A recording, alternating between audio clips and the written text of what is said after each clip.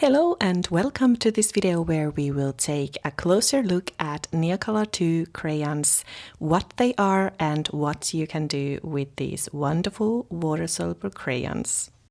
So as you know, if you've been following my channel, I am a huge fan of Caran Neocolor II aquarelle crayons, and in this video I wanted to just cover some basics and hopefully give you some inspiration, especially if you are more new to these crayons or if you want to discover maybe new ways to use them, or if you're just familiar with them already but just want to have a nice moment reminding yourself why these are so special and what you can create with these.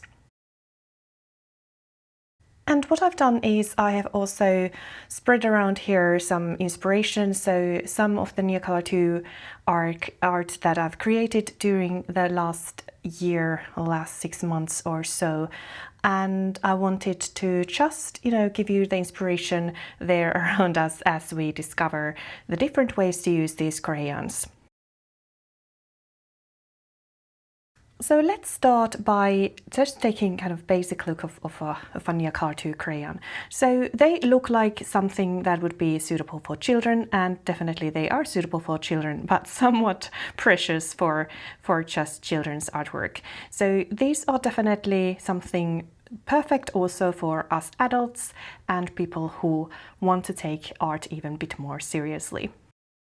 So they are just very regular crayons. You can use them as regular crayons. The paper I have here is Hanemule's watercolor sketchbook, so that has a bit of a texture, and you can see that there you can, even on a textured paper, you can release a lot of pigment and use these just as a simple crayon. Here you can see that I've used the crayons on a more smooth paper, and this is the Art Creations sketchbook, Talent's Art Creation sketchbook, which has a smooth paper, and there the kind of end result of the kind of markings you can make with the crayons are a bit different. What I like to do is mainly I use them on a paper like this, which has a bit of a texture, not too much, but just a little bit of texture, because you can use it so much to your advantage, but they also work really prettily on this kind of a more smoother paper. So as said, you could definitely use these just as regular crayons, working to mix them on a paper and drawing with them, whatever comes your way. So they are perfect for just to be used as something like this. But the beauty is, of course, that since they are called Neocolor II Aquarelle, that they can be activated with water, and then the real magic actually happens and you get a beautiful paint-like consistency when you do that. So there are the two different ways you can use these crayons, and very often what I like to say on my channel is that just because something is water soluble, it doesn't mean that it has to be activated with water. You could just as well use it like this, just as a regular crayon. And I would say the most fun part is to use them on a combination, like you've seen me used in many of these pieces, that I've used them just as a combination of the more kind of paint-like consistency and then working with the actual crayon. With this rose that you can see here, you can see that I have just used the paint-like consistency, so just an activated version of the crayon. And if you wanted to make something like this, well, the best way to do that is to use a palette. And here I have a Caran palette, but you could use any kind of palette with a bit of a rough surface, that would work best. But if you don't have something with rough surface, you can also lift the color for paper, for example. I will soon show you how. But here you can see that I'm just activating the pigment on the palette and then using it as I would use kind of watercolor or gouache or anything like that. And that's what I've done with this rose here. The super fun thing is that when you have a palette like this, or whatever palette you're using, you can reactivate the pigment that is there already. So let's say that you've created a larger artwork and there is a lot of pigment left here. You could easily just activate it again and use what is left. And that's what I really like about this kind of water-soluble mediums, because you don't have to waste any pigment. And the weird noises in the background, if you can hear them, that's again my dog, who is going a bit crazy after her bath. So ignore her and ignore the weird noises you might hear. So these are kind of different ways that you could use these crayons. And of course, if you are perhaps even on the go and you don't have a palette with you, but you want to use your paintbrush, you can just take the pigment straight out of the crayon like this and use it as a bit of a paint stick. And that works also really well. So that's kind of the basics what you can do with these. Of course, you can mix, as said, you could use the kind of more watercolor-like effects and then use the crayon on top just as a crayon without activating it. Or you could easily also just layer these crayons. So let's say that we wanted to have a bit more of a red tone also to that little orange piece. You can activate the second layer and this way also create really cool effects. So as you can see, there are so many different ways that you can use these crayons, and that's why it's so possible to get all these different kinds of end results. Also, people often ask me, because I really enjoy mixing these crayons. That's what I love to do. I love to mix colors, and people often ask me if I use a palette or if I mix them on a paper. So let's take a look of the difference and if there is a difference. So what I have here is I have salmon and Payne's Grey. And Payne's Grey, as you might know, in my opinion, is one of the best mixing colors out there. I just love Payne's Grey. So let's mix these two together on a paper. And because this paper has a bit of a texture, it might be a bit more difficult to mix the colors together. So as you can see, you have to work a bit more to get all the pigment out of the textured paper and actually get mixed. But that can create also really beautiful effects, and you can use that, as said, to your advantage in so many ways. By the way, this is a beautiful color mix, isn't it? It's beautiful, kind of like pinkish gray, really nice color mix. So now we are taking the palette and mixing colors here. And of course, the end result depends on how much of each color you are laying down, so that kind of makes a difference as well. But here we can get this very smooth color mix, and we put it next to it. You can see that I would say it's a bit more smooth, and of course, because I've now used a bit more water here, it might also be a bit lighter, but overall you can mix them just as well on a paper or a palette. It doesn't really make a huge difference, so you can see that the end result is pretty much the same. So which method do I then prefer? It really depends on what I am creating. Let's say that I would be creating, for example, let's take something simple like a leaf. We want to create a leaf, so because this channel is very much focused on nature drawing, so let's take a simple example of a green leaf. So what I would do here is that if I wanted to mix it on a paper, I will show you that it kind of gives you a bit of a different end results. I will take some green. This one was the yellow green, and then I have ultramarine, and I kind of put the layers down here. And we could also use some Chinese green. So let's say we want to use different colors here. So this is what I love about these, is that you can then just, draw something and activate it on a paper and continue to create it while you do that. So you can see that I can lift and I can move the pigment around here on a paper and get really cool effects. Here I'm also, because I'm not cleaning my brush in between, that means that I'm bringing some of the ultramarine also to the other side of the leaf, and that's also what I love. You can get really interesting color mixes this way. That was us mixing the pigments on a paper, and as you can see, what we have here is kind of a gradient that there is a darker side and then there's the more yellow side. And I could continue now to add pigments here and crayon on top of what we have just done. So while it's still a bit damp, the paper, I can release a lot of pigment, and that means that I can continue to work on a paper even though it is still damp. But please keep in mind that at this point it is probably a bit harder then to activate everything, because part of the pigment is activated already when you add it straight on this paper, which is still damp. So you can see here that we can't get that kind of very smooth end result anymore. But you can get really, really cool effects this way. And as said, you could keep on working, and I only have here 3 colors, but you can get like endless amounts of different opportunities, and you can play with different textures, and you can move the pigment around while it's still wet, and this way you can get, as you can see, I'm kind of lifting the pigment out a bit and getting these very, very interesting effects as well. But then if we wanted to use a palette for mixing and making the same kind of leaf, what we could do is that we could definitely prepare maybe already some color mixes here, mixing everything together or at least parts of them together.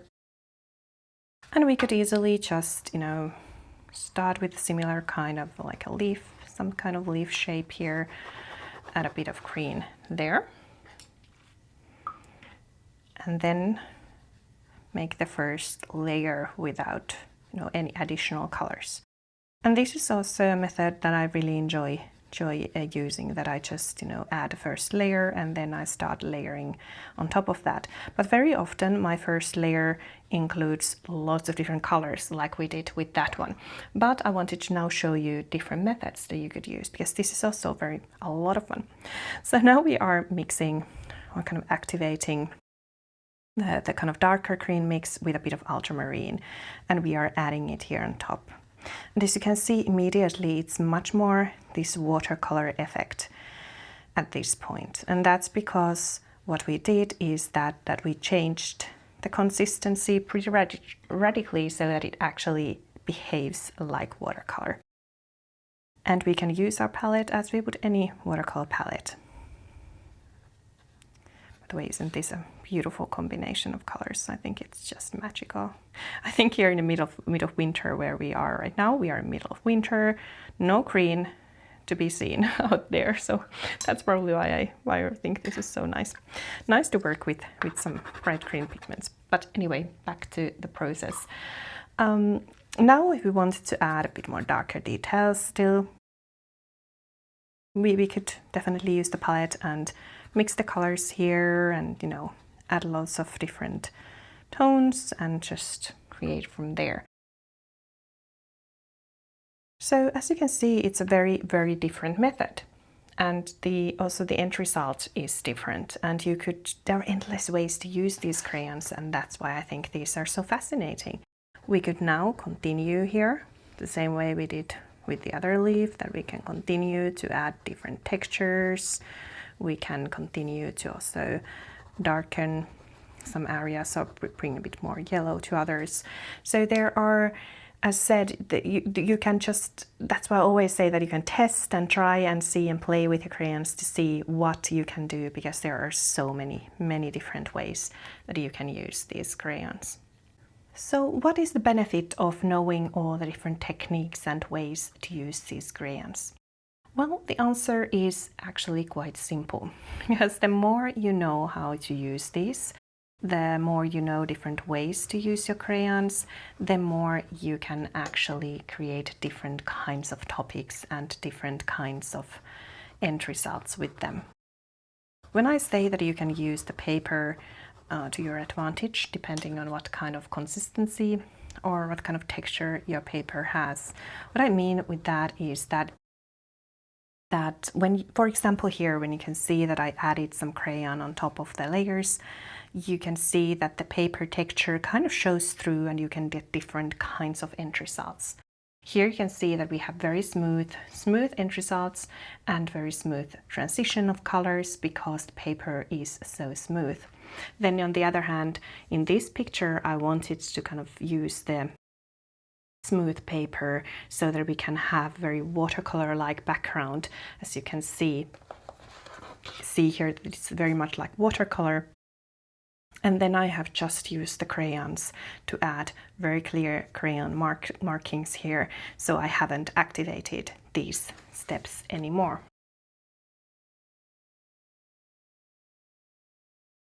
But then, for example, here, where I have a bit more texture in the paper, the pigment also behaves differently, and that's why it's very important for you to test and see what kind of paper you actually enjoy using with your crayons, because I know many people enjoy this kind of very smooth paper. Personally, I'm someone who enjoys even more this kind of a bit of a more textured paper. So it's very important that you find your way and your perfect paper for your medium. And it might also depend, of course, on the subject matter that you're creating. As you can see, I have created loads of Neocolor II art also on these more smooth papers. But here you can see how I added different colors on a page, and then I just activate them with water. I added quite a lot of water, and that's why it's also good sometimes to use a paper like this which can handle more water. If I were to add this much water on a paper, something like this, it would not handle it so well. But because this paper can handle more these kinds of water-soluble mediums and more water, that's why it also gives a very, very nice end result, even though you'd be adding a bit more water to it.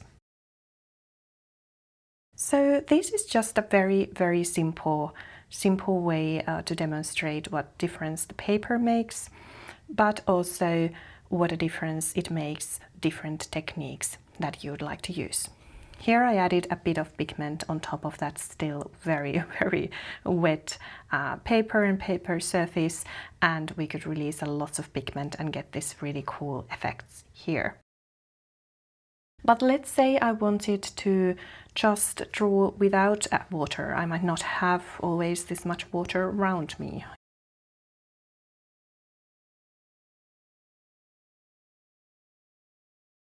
It might be just, sketching outdoors, no water around, and you just want to make a quick sketch of something.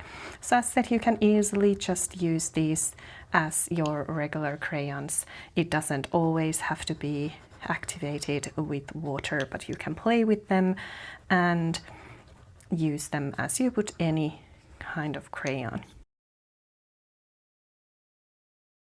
And that's the beauty, and that's the kind of versatility. But as you could see, that because we have the ability but you can see here that because we had the option to use water, we can also play with white and having more white visible from the paper, and we can lift the color. So it's very different techniques, but as said, find your way and your own techniques. And I just wanted to show you that you can use these in so many different ways, and that's the coolest part of it.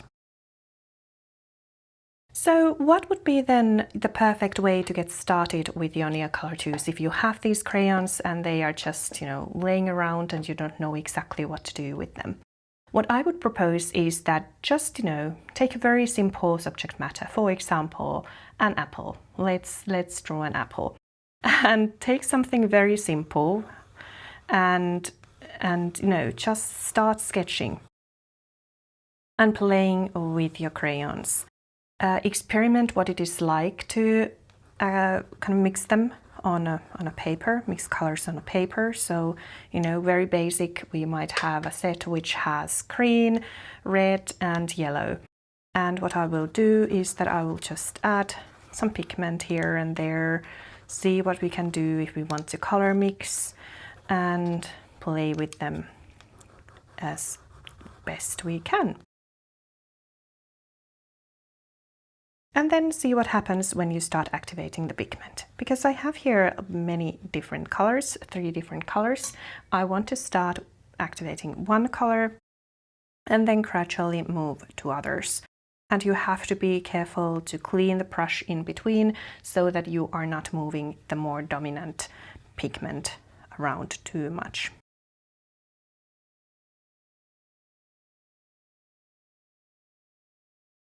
unless that's what you want to do. Of course, you can do that, but then just be mindful that whenever working with water-soluble mediums, it's actually really good to make sure that you kind of think about the order of how you activate the pigment.